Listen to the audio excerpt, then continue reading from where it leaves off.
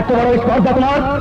সহিংসার সাথে বেয়াদবি, গ্রেফতার করো এই বেহায়া নারীকে। চলে গেছেন ঢাকায় চলচ্চিত্রের সোনালী দিনের চিত্রনায়ক ইলিয়াস জাবেদ। শুধু অভিনয় নয়, নৃত্য ছিল তার অসাধারণ দখল। নৃত্য পরিচালনার মধ্য দিয়ে দেশীয় সিনেমায় তার অভিষেক ঘটে। সিনেমা থেকে অবসরের পর এই চিত্রনায়ক খুব একটা জনসমক্ষে আসতেন না, তবে 2020 সালের 15 সেপ্টেম্বর ডেইলি স্টারকে দেয়া এক সাক্ষাৎকারে তিনি জানিয়েছিলেন, পুরান ঢাকার সিদ্দিক বাজারের একটি এলাকার নাম তার নামেই জাবেদ মহল্লা হিসেবে পরিচিত। 1966 সালে উর্দু ছবি নাহি জিন্দেগির মাধ্যমে নায়ক হিসেবে অভিষেক হয় জাবেদের।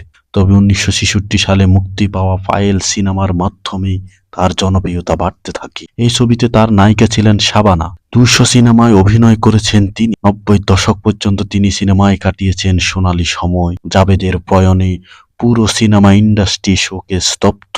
একদিকে মৃত্যু, আরেকদিকে জন্মদিন। বাংলা চলচ্চিত্রের ইতিহাসের আরেক নাম আনোয়ারা। আজকে তার জন্মদিন। আমাদের চ্যানেলের পক্ষ থেকে তাকে জানাই জন্মদিনের শুভেচ্ছা। আলো ছায়ার সেই জাদুকারী জগতে আনোয়ারা তেমনই এক নাম। 1966 সালে উর্দু ছবি বলা দিয়ে নায়িকা হিসাবে যাত্রা শুরু করেন। তবে একই বছরে নবাব সিরাজউদ্দৌলা ছিল তার টার্নিং পয়েন্ট।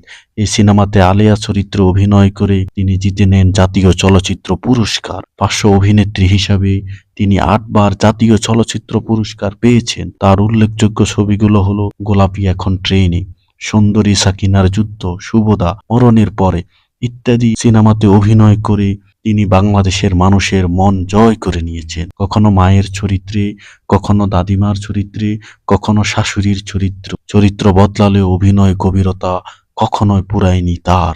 গতকাল ছিল এই অভিনেত্রীর 6 বছর বয়সে শিশু শিল্পী হিসেবে চলচ্চিত্রের পথ চলা শুরু হয়েছিল। আনোয়ারা ফজলুল হক পরিচালিত আজান ছবিতে নৃত্যশিল্পী চরিত্রে অভিনয়ের মধ্য দিয়ে রূপালী পর্দায় তার যাত্রা। আমজাদ হোসেন পরিচালিত বাদ দে সিনেমাতে কাজ করে তিনি আলোচনায় আসেন। সেই সিনেমাটি বাংলা ইন্ডাস্ট্রির এক মাইল ফলক। তিনি হারিয়ে যেতে বসেছেন বাংলা ইন্ডাস্ট্রি থেকে। আমরা তাদের স্মরণ করি। জন্ম জন্মান্তর ভালোবাসলেও স্বাদ মিটবে না।